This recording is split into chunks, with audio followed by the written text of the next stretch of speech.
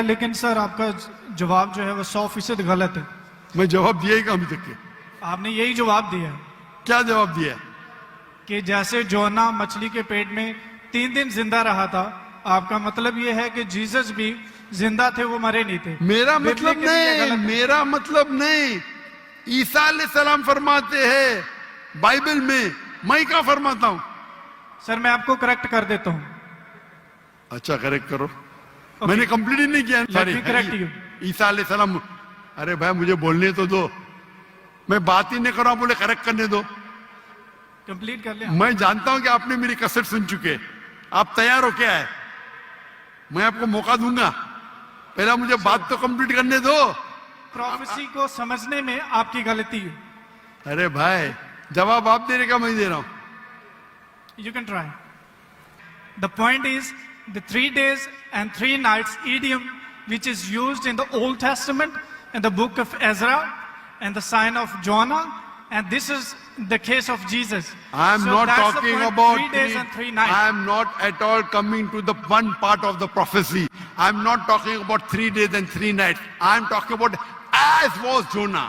What is as was Jonah means? जिस तरीके से जोना था।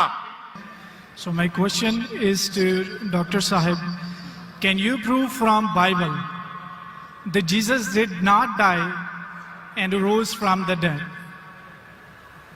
And your answer should be only from Bible, not from Islam.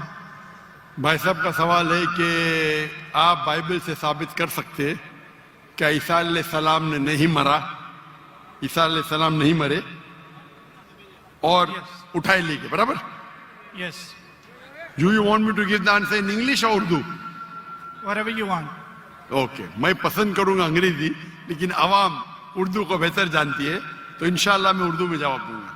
That's तो भाई साहब का सवाल है कि आप बाइबल से, सिर्फ बाइबल से, हाँ? yes. बाकी कोई किताब से नहीं साबित कर सकते हैं कि ईसा अलैहिस्सलाम नहीं मरे, क्योंकि ईसाई मानते हैं क्या ईसा अलैहिस्सलाम मरे। तो उनका चैलेंज है मुझसे कि आप बाइबल से साबित कर सकते हैं कि ईसा अलैहिस्सलाम नहीं मरे। मैं करूंगा, पहले मैं जरा कुरान का हवाला देता हूं आपके लिए, मेरे मुसलमान भाइयों के लिए। अल्लाह ताला फरमाते सूरह निसा में सूरह नंबर 4 आयत नंबर 157, उन्होंने कहा यहूदों ने, लक़द कफ़र लज़ीना क़ालू इन्नल्लाहु यूसुफ़ इब्न मरियम, वो कहते हैं यहूद कि हमने कत्ल किया ईसा अलैहिस्सलाम जो मरियम अलैहिस्सलाम के बेटे थे। और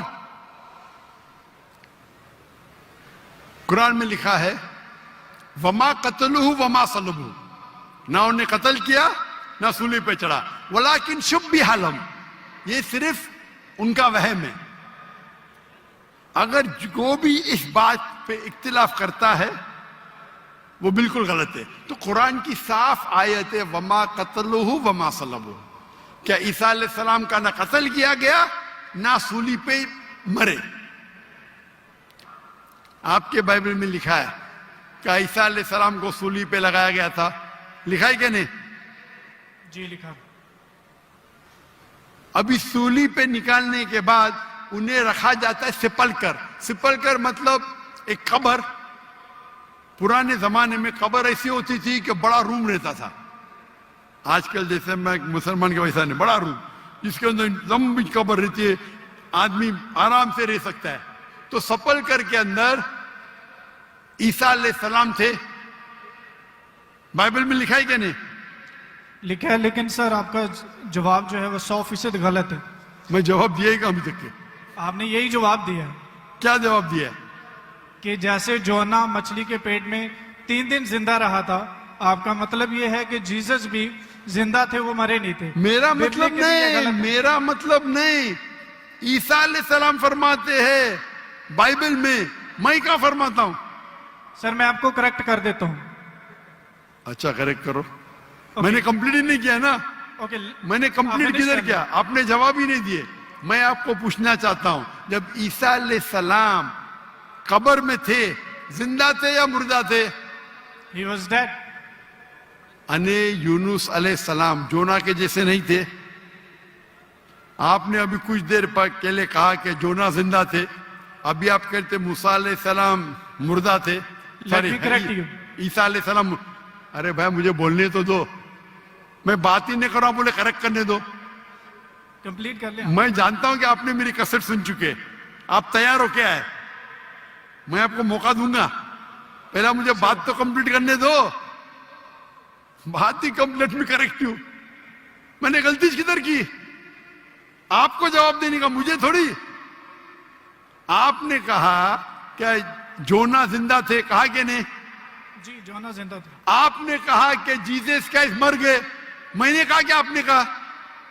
मैंने कहा तो गलती मैं पॉइंट फ्रॉम एग्जांपल। तो मेरी गलती किधर? आप जवाब दे रहे हो, मैं गलती कर रहा हूं। प्रोफेसी को समझने में आपकी गलती है। अरे भाई जवाब आप दे रहे का मैं दे रहा हूं। You can try. ट्राई की बात नहीं, जवाब आप दे रहे का मैं दे रहा हूं। आप जवाब दें, लेकिन मैं आपको बता रहा हूं कि जो पॉइंट हाँ, आप उठा रहे हैं, जवाब दैट्स अ आप- silent point from this story. जवाब आप दे रहे का मैं दे रहा हूं। आप जवाब दें। नहीं, मैं आपसे जवाब पूछ रहा हूं, तो जवाब जब आप दे रहे, आप मुझे बोले मैं गलत हूं, अजीब है। मैं सवाल पूछ रहा हूं, आप जवाब दे रहे हो, बोलते मैं गलत हूं। मैं अगर आपके जवाब से इख्तिलाफ करूंगा फिर आप बोल सकते हैं ना। इख्तिलाफ करने के पहले आप बोलते you are wrong, you are jumping the gun.